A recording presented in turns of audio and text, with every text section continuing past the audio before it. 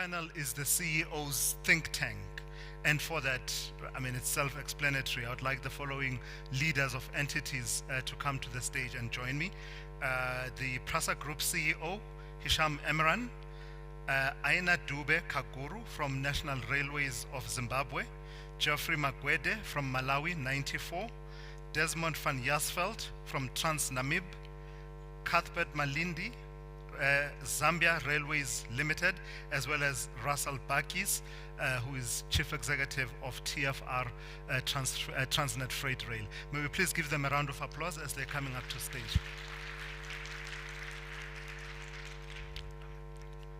Anyway, you can sit anyway, yes. You can sit. I'm okay, okay. Are you? You can sit anyway.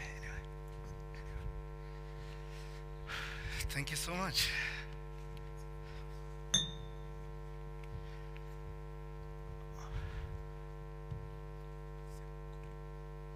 yes.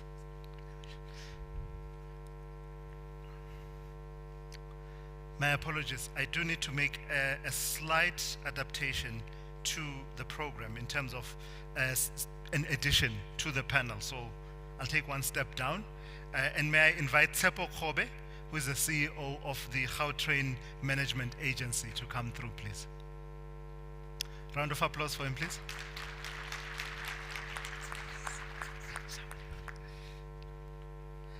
Okay, it's a full panel. I look forward to it.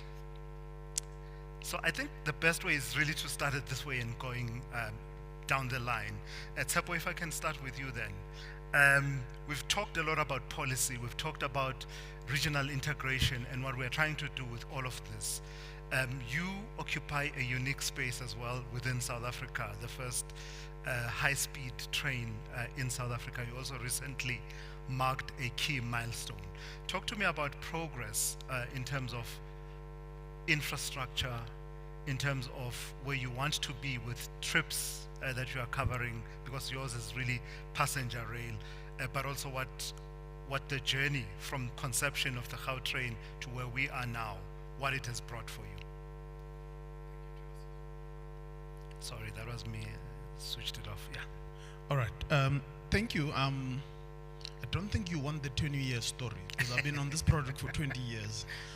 We don't have the time for that. But I think from when we conceptualized the project itself as a whole, the idea was different, and most people tend to forget that part, because it was an economic development project framed within a transport concept. Now, in essence, at that point in time, the economy of Gauteng had slowed down and congestion was at its highest on our roads. We had not as yet completed the Gauteng Freeway improvements that we now are reaping some sort of benefits from them. But it was very challenging to be able to do business in order in the province as such. And when you look at it and reflect on the project, you always have to ask, has it achieved its mandate as an economic development project? Yes, it has done exactly that. One is it has created better jobs. Not only it has created jobs, but it has created better jobs. Most of our jobs on the project are NQF level 4 and above. The economic benefit to the province as a year on year has a multiplier of of 2.6. With us spending year on year 2.5 billion rands, you can do the sums. Yeah. The benefit back to the tax is beyond what you could have. But the key thing was benefits to low-income households. It did not only benefit those, I know a lot of people tend to call it an elite train, but its benefits to to low-income households it far outstrips a lot of the projects that have ever built. But one of the key things that you underestimate is the value of time. At the current moment, for you to traverse from Tshwane into the city of Johannesburg, give or take with the current congestion, you're traveling at about 27 kilometers an hour. And that means you are spending an hour, 20 minutes, an hour, 30 minutes on the road. Now, I guarantee you 42 minutes end to end. And if you are somewhere in between, it's even less than that. From my office, I'm actually literally 22 minutes from both ends of the province. My office is in Midrand and literally right in the dead center in the middle of all of that. I guarantee you a trip to the airport in 15 minutes. On any day. At more than 100% of what they call it of the days of us being able to be efficient at 100%. One other thing that has changed in what they call it in transit as a whole is we've changed the perception of transit. If you ask me, what is the rate of lost and found goods recovery on the entire system? It's 99.9%. I have a storeroom of iPhones that people think they're not recoverable, that we picked up on the system and they're brought back into into what they call it. So that's a measure that you keep for yourself. Yes. Wow. It's a big change. You know, I can speak about an incident where a lady left his bag at Santen Airport. So she was like on, ladies carry a lot of bags, and she was on the phone, and then she put the bag down, one of her bags down, and then when the train arrived, she just got onto the train and left the bag on the platform. And somebody thought they were being wise, they took the bag, and we actually tagged that person's Swift card to the second. When that person reappeared on the system the following day, we just took him one side neatly and said to him, where's the bag that you took off the system? He first denied it, and then eventually we showed him the video, and we were able to go to his house and recover the bag. Sure. Wow. And that's the level at which we go to be able to ensure that. But we've changed the perception of public transport. If you ask somebody, what do they call it in Gauteng, do you take public transport? They will always tell you no. But you ask them, do you take the Gautrain? And they say, yes, I do take the Gautrain. So it is important that we actually envisage it in such a way that long-term ways in which we develop public transport has to be in a way that public transport doesn't have to be cheap and nasty. It actually has to be of a level where the ordinary man, in actual fact, my guarantee to you is on any Friday, when I go for my meeting, I always take the train. And I take it without an entourage, because that is my personal guarantee to you of safety. Sure. If I personally, as the CEO, can actually be able to commute on that system at any point in time, then I am actually, what do they call it, giving you the guarantee that it is safe enough for a CEO, then it's safe for Safe enough for everyone. Wow, that is impressive. Let me move on. Mr. Makwete, let me pick up the conversation with you.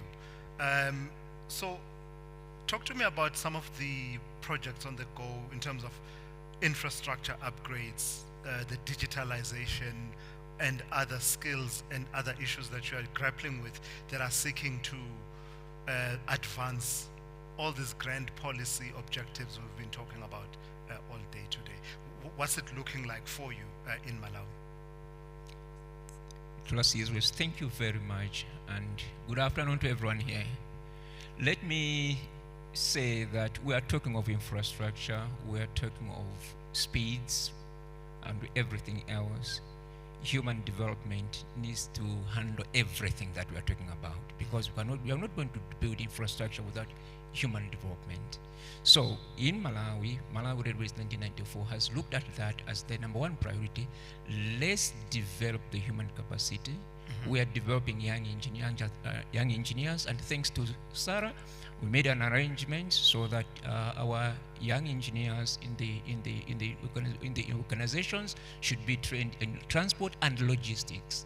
And we are happy to say that we were the first ones to offer in 11. So far, we have got a total of 15 who have undergone that transport and logistics program, and we are proud that those ones are on the ground and functioning properly.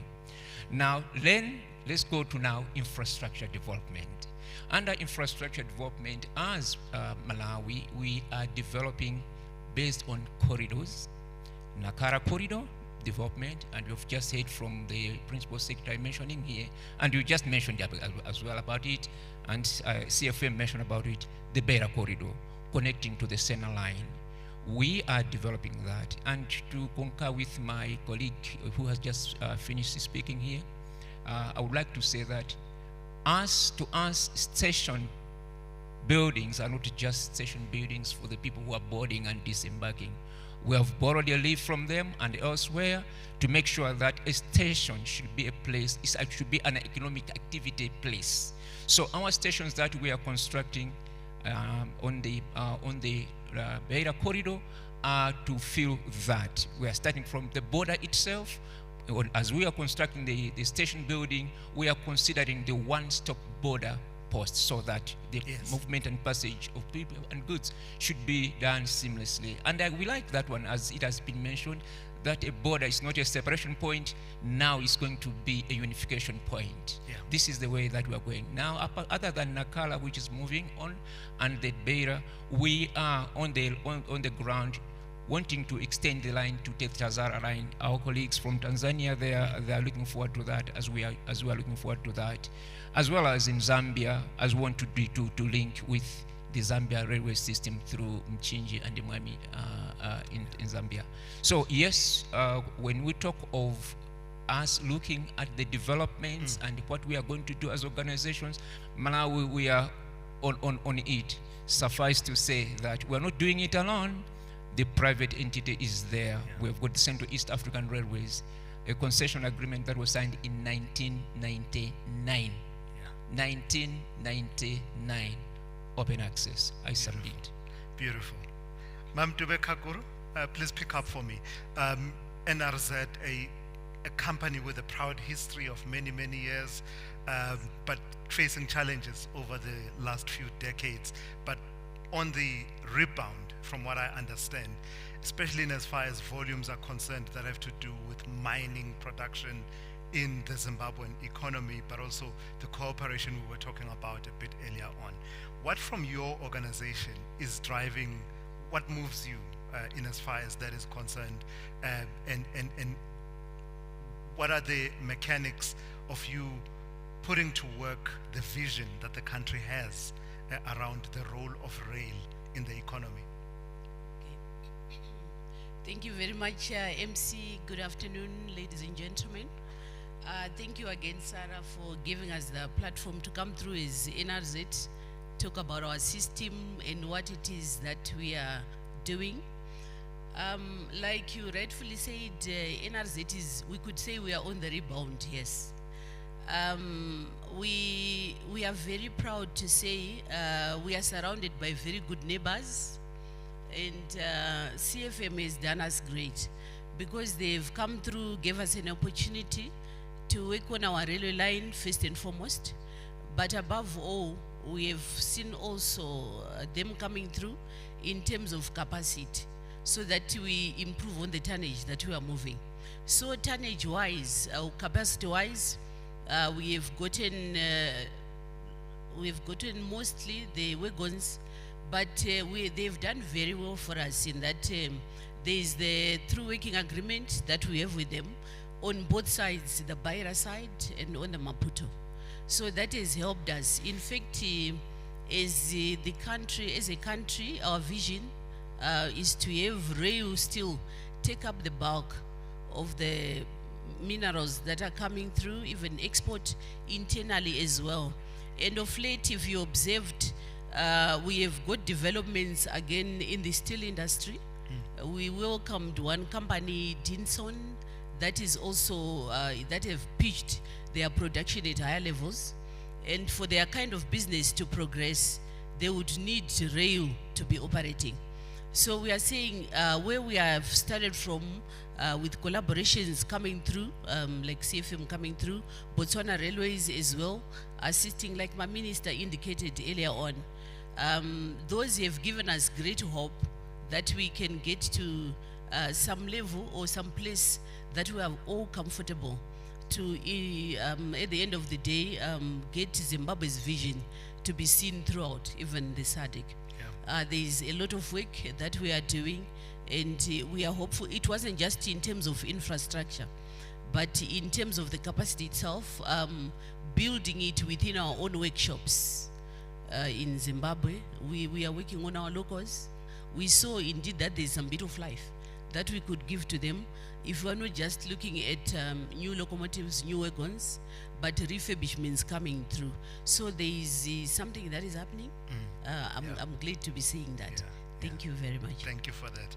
Mr. Emran, I don't know what to say to you because your work I see, I get the benefit of seeing almost on a daily basis. But I've gotten the sense that for you, in part, it has been about recovery being one story.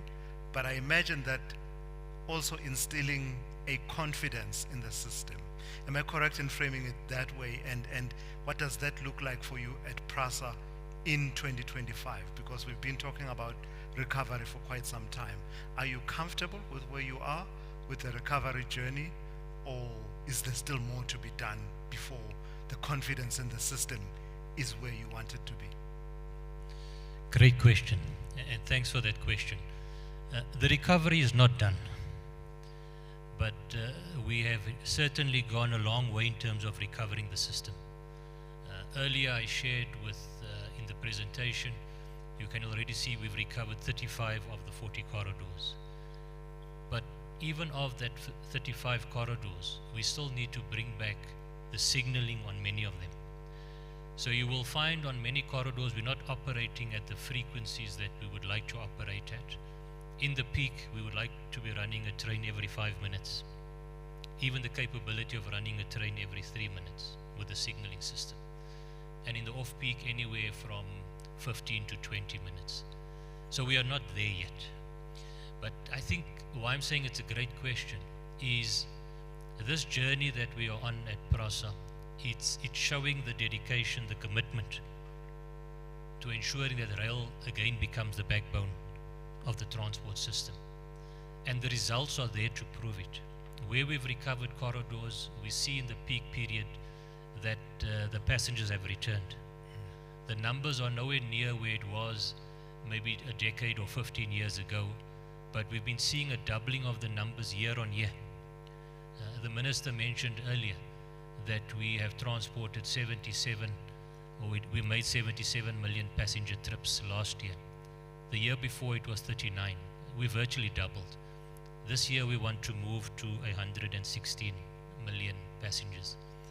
And where we look at the issue of the confidence of our passengers, we take this very seriously.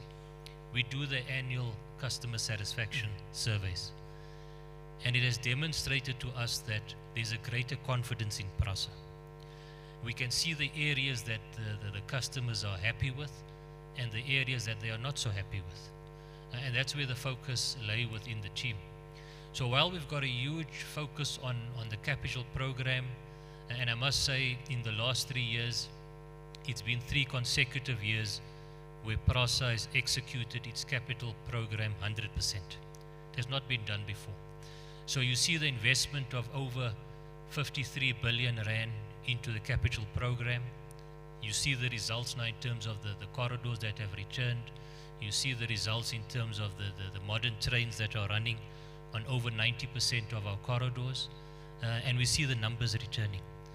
What we are also doing over and above that is focusing on our relationship with the customer through our customer services department. You've seen a number of special services that we are running. You've seen the hype around some of the key sporting events that we have had. It's been hugely successful. Like I said, I was on the train myself 2 weeks back. And just to see again that unity, that happiness amongst the South Africans, it's a great feeling to have. And that is where the reward lays in the job, in terms of ensuring that we are giving back, we are ensuring that people are moving sustainably at a cost-effective manner. And I just want to end off for my colleague, but I don't see him now because he pointed at me earlier. My colleague from CFM. I think has he left the room, the board member. Where are you? I hear the voice, but I just wanted to respond because we are not running passenger rail at a profit, so to speak. We require subsidy. And that is the case around the world. Passenger rail requires a subsidy. Yeah. But how do you run the business sustainably? That is important. The issue of ensuring, oh, here you are, I'm looking at the back. How do you run your business sustainably? You need to ensure that as a mass transport system, you do have those thresholds that you are moving. The 77 million passengers that PRASA moves is not the threshold to make it sustainable. We need to be pushing that number through to the 350, 400 million passenger trips per annum to make our system sustainable. And that is the journey, that is the plans that we have developed, that is the marketing communication plans that support this infrastructure delivery that we are rolling out to achieve those things. But I am happy that we have that discussion, my colleague, on that. I know we have it at the board meetings, but Prasa is here to share some of the lessons that we have gone through in terms of the recovery, the rebuild, and the modernization program that we are rolling out. So before you pass it on, if I hear you correctly, Mr. Emran, the passenger element of what you do is not a burden to you. It's a mandate that you gladly take up. And are you saying that it's just about increasing volumes such that you're not thinking profitability, you're thinking sustainability? It's about sustainability. I mean, the national rail policy is clear. Rail is the backbone of a transport system. It's not the only mode of transport. So we play within a bigger spectrum of transport that we have to play within in terms of the feeder distribution and the backbone. But the point here is not about profitability. It's about sustainability. The discussion must change when we come to speaking of passenger rail as opposed to goods and freight. We look at the commercial model and these aspects. When we talk passenger rail, we look at the economic benefit. It is not the rands and cents of a ticket or the capital that we're investing. It's what's the economic investment of all of that, or economic returns. And there's been a lot of studies that have looked into this. I'll just use the American Public Transport Institute has estimated that for every dollar or for every rand invested in public transport infrastructure, there's a return of between $3 and $4, 3-4 times the amount of the investment. And one can argue for developing countries like South Africa and others, that return is even greater. And one last point, I think, around that sustainability and the economic impact. If you look at what household income goes towards transport at the moment, sitting at 40 to 50% of household income, it's not sustainable. And when you look at cities, countries where you have efficient passenger rail systems, you see that household income, the percentage is sitting between 5 and 8%. And where we've started to open railway corridors in the country, I see it firsthand when we engage with the commuters. Whether we're spending 1,000, 1,500 a month on transport, a monthly ticket is now costing them 350 rand or 400 rand. So that's the impact, the economic impact that we have, is putting money back in the pocket. How do we get that money spent within the country and so forth? And that's a bigger debate that's important around the passenger rail systems. Right. Mr. van Jaarsveld, so just from your perspective, you are at the heart of, there's a lot going on in your region and a lot of excitement about some of the work that's taking place. Just tell me what currently is moving the conversation from Trans-Namib perspective, as far as what we've been talking about, translating the country's vision around rail, what the mandate is, working with your board, but also then to implement that mandate. How's that looking? What are the key projects that you are involved with that are exciting you at the moment? Thanks for the question, Mr. Simlani. Good afternoon, everybody. Recently, our government, under new leadership, has launched the National Development Plan version number 6, which pretty much highlights the various investment and project areas, also especially for rail. So we are pretty much aligned in, and the homework has started some years ago, pretty much aligned to fulfill that mandate according to, we call it NDP 6. And some of the key projects, if I may just elaborate, is, and a sad fact, 80% of the fleet currently is older than 50 years of my rolling stock. Hence, the government support in issuing guarantees, etc., to procure, and we'll go to the market soon to procure new locomotives. In the same, there's a massive focus for local remanufacturing of our aging fleet, That is all happening in the next couple of months. And then I've heard earlier some of my colleagues here elaborate a lot on people. We've invested over the last 8 months heavily in our people, a culture change program where we are bringing back rail the expertise and also how people think. We are a state-owned enterprise, we are government services, so to change that mindset, and it's actually fantastic to witness the changes. We've just signed a 3-year wage deal with our trade union, which is unheard of. So we're very proud of that. We see our trade union as a partner going forward, and we're already seeing some great results. People bringing ideas from the floor. So yes, with all the investment in people, rolling stock, government is also investing with various private partners the railway infrastructure. That is currently happening, and in the last couple of weeks, tenders were awarded for a railway line from Kransberg to Otjiwarongo, which is key for us to connect to the northern part of Namibia. Also very important, quite recent, all the upgrades that government is planning in the next couple of years for the railway infrastructure have been prioritized on their commercial value. What will they return? What will be the return on investment? And based on that, various parts and components of the total rail network has now been prioritized and will translate into projects and tenders being awarded. So both rolling stock, people, and the network is being upgraded, and we are very excited. And so watch this space. It sounds like you are seeking, if you can hold on to the mic for a moment, it sounds like you are being intentional about redefining a state-owned company mentality.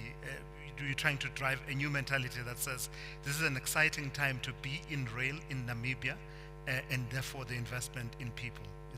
Is that you are being intentional, aren't you, about it? Absolutely. Yeah. All those investments will be in vain if the right people are not in the right jobs and with the right attitude.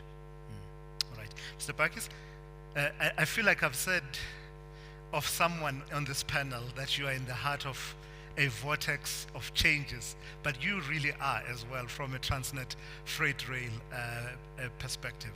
Just tell me where we are in terms of the various processes you had, the challenges that you faced as an entity as a whole, Transnet, and there's been quite a great deal of work being coordinated at various levels of the government in South Africa. And the recent announcement that the minister alluded to earlier on that was made recently. Pull it all together for us. Where does that leave us in terms of the main initiatives and projects that you're currently busy with? Thanks, Tulasiwe. Good afternoon to everybody. And first, let me start by saying Happy Women's Month to all the ladies in the room. Absolutely. Like Hisham said, we also have some distance to go. So some of the engagements that we've started with, we continue with. We're still working closely with government and business through the NLCC, and that will continue for some time still. We are at that point where we're asking the question, should we now not let Transnet do what it's supposed to do? So that question has come up and it's being discussed currently. So when we started, or when the new board started 18 months ago, more than 18 months, 2 years ago now, we started this recovery plan, and we said we had a two-phased approach. Number one is that we have to have rail reform, and number two is, of course, the recovery plan. So rail reform, you've seen the product of that. The minister made the announcement the other day. TFR, the old TFR split into two. We now TRIM and TFR. TRIM started the 1st of October last year. But I still get the questions about the network and so on. I'm not responsible for the network anymore, but I still get those questions from time to time. I don't think people realize the pain that goes with splitting an organization that has been a monopoly for decades, and now having to say you're now two separate organizations. You're an infrastructure manager, and then you're also an operator. So we're also an operator. We had to apply for slots like any of the others had to do. So rail reform, painful process, but I think the team has done well in terms of getting us there, getting the network statement out, getting these slots advertised, and getting new network operators onto the system. This is important because what you want to do is you want to add to the volumes that TFR is railing. You don't want to displace and say, take the volumes that TFR. I know some of that will happen, but you want to say, like the minister indicated, we need to get to 250 million tons and eventually to 300 million tons, I had to also say. But to take volumes from this entity to that entity is not going to add. You need to build on the capacity that you have. Then the second part of what we needed to do was, of course, the recovery plan itself. And there are a few elements that we said affected us. The gentleman from NGRT spoke earlier about the network. The network is still an ICU.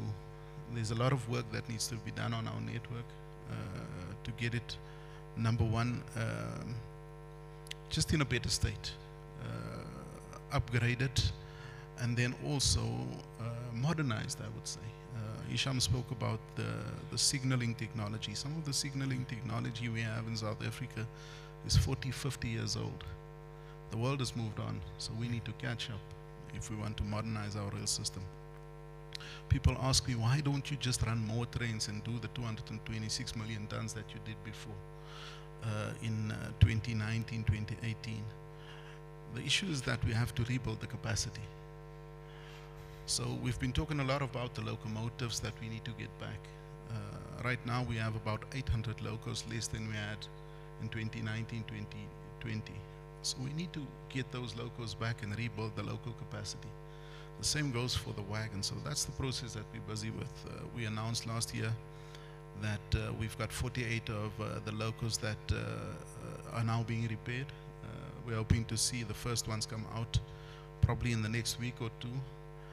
And then there are some more that we want to contract also and get also into repairs. There are also new locos that we're building and we're deploying to the coal line. You would have seen the coal line volumes improve. And that's because we've built some capacity and deployed new locos there. And these locos are being built in Durban by Alstom and Transnet Engineering. We've got about 47 of them now, and our aim is to get to 90 of these locos. That will go a long way into restoring the capacity that we had before on the coal line and just getting those volumes up again. You can see the improvement. I can see customers are commenting on the improvement, but we're far from where we want to be in terms of that. I think the other issue that's affecting us severely is the issue of theft, and we're having various engagements with various entities, government, with the police, our own security, with other entities, PRASA, with ESCOM and so on, to see how we can synergize the efforts just to make sure that we deal with these issues of theft. And like Desmond said, we also have this issue of people. Like I said, if you have for decades, and most of the people in Transnet and Transnet Freight Rail specifically only know a monopoly. Now we're going to have to compete with others to make sure that we also get that market of what we want to execute. So it's that mindset shift that we have to do in the organization to get people to move away from the thoughts of we will just get all the volumes we want. We have to compete with others as we move forward. So those are the things that we're doing, but as we come out of the recovery plan, as Transnet, we're going into this reinvention for growth strategy, where we say we can't always just recover. We need to look at the future also. And that's how, and that's to modernize the systems that we're using, the locomotives that we're using, get more technology in it. We need digital radio systems so that we can have this in-cab signaling that everybody's talking about. The way the rest of the world in Europe and in America and the US is going, we need to get there as well to modernize our system and get more volumes. Not just from a volumes point of view, but also from a safety point of view, so that we have less of these severe incidents that we have in South Africa. So these are the things that we're focusing on currently. And we have quite a distance to go. Like the minister said, from a maintenance point of view, firstly it's the money that mostly for now gets from us in terms of the maintenance that they have to do, and then maybe getting from government some funding. And then thirdly is, very importantly is, as an organization we're also changing to work closer with other entities and getting investment from our customers to see how we can fast track some of the recovery initiatives that we want to do. Because you spoke about bankability, and it's well known that we have, from a financial point of view, we don't have much headroom in terms of movement.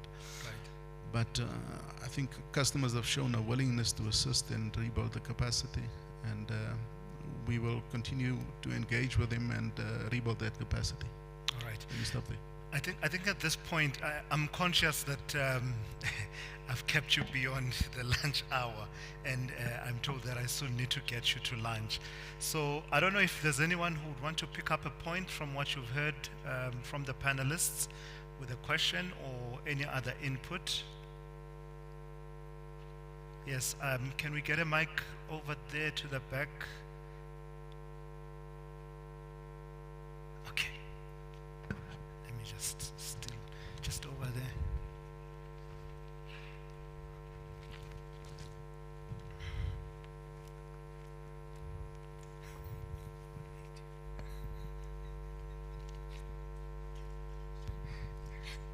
Thank you very much, moderator, and to the panel. My question is not really a question.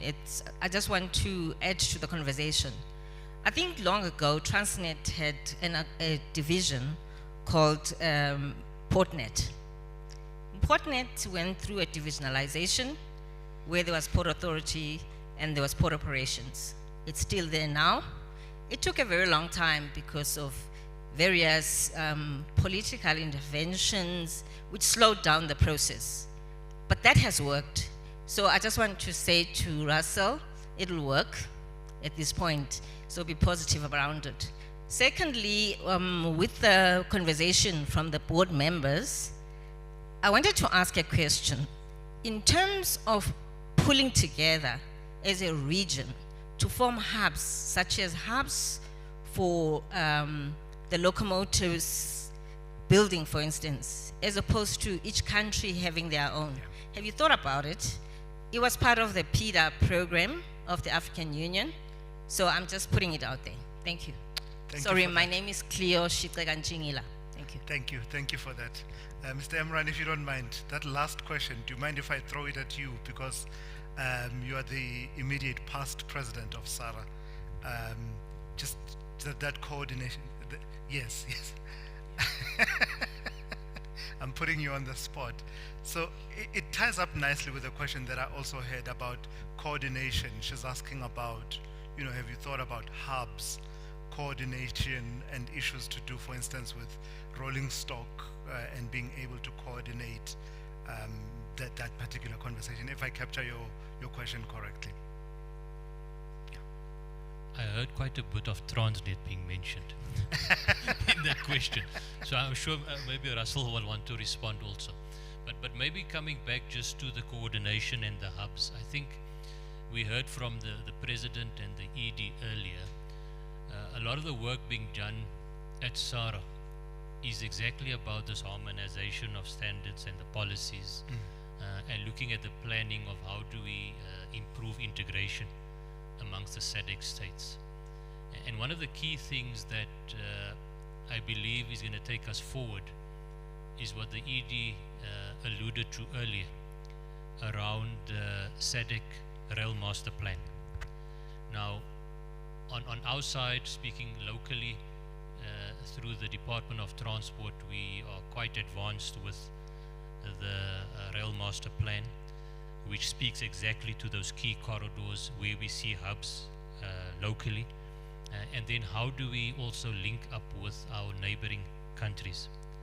What does become very important, and the minister stressed this point, is once we have got very strong understanding of the capacity and the plans domestically, it then makes the regional planning component it informs that a lot more effectively in terms of coming up with implementable strategies. Now, the one point I want to though stress on the hubs, and I think this is an important point, and it does link slightly to the question that I heard there around whether it's on rolling stock or locomotives and so forth. And I think Russell can speak directly on that. But certainly from a PRASA perspective, and you've heard earlier, even in the panel before and the presentations earlier, through one of our flagship projects, we now have rolling stock manufacturing capability in South Africa. The factory in Nigel, the Gibella factory. And that is one of our flagship projects that we have, and I'm saying it again for the country. It's also been recognized that this becomes the hub for rolling stock manufacturing for the continent. And this is not me saying, this is the AU where that resolution was taken. And we must see, how do we put that into effect? Yeah. It's one thing that has been said. It's a statement, it's a strategy, it's an objective. But how do we go about implementing that? So when we talk about looking at the rolling stock requirements, I'm speaking from a passenger point of view, we need to quickly, through this master planning and action plans, understand what is that need, what is that requirement, and then as Africans, how do we respond to that? Because we do have the capabilities now to build brand new modern trains. We also have the fleet, existing fleets, be it the locomotives, be it our coaches and so forth. And how do we put a strategy in place to give that effect? So the concept of hubs is critical. We cannot be sitting here talking about improved cooperation, integration, regional strategies, and then we're all pulling in our own direction. I think that's a critical point that needs to come through. It now has to move beyond just discussion and strategies and move towards implementation plans. And the regional master plan that is being referred to by SARA is a key step in taking us in that direction. Yeah. Mr. Khube just wants to, he's itching to, to weigh in as well on this particular point. And I think after this, I'll have to bring it to a close. That is fine. Let's not do what the last panel did to you. So one of the key things that we're going to have to do, and talking about the issue that you've just raised, ma'am, it's going to be the issue of sharing skills. You know, what Hisham has just gone through, rebuilding the railway line, is key lessons learned on how to rehabilitate railway lines and do it properly. And a key part of an outcome of that part is for us to be able to say, how do we assist other countries to be able to go through the same process but make it more efficient? Get the lessons learned from doing the work that they've done and share them across them. Because for me, you know, one of the key things that worry me the most, and since I became the CEO in the railway, is that the skills that we have in, you know, I compare us to the old gray and yellow trains that Hisham has. We, this generation, are those yellow trains. But what does the extra police and the new generation of skills look like?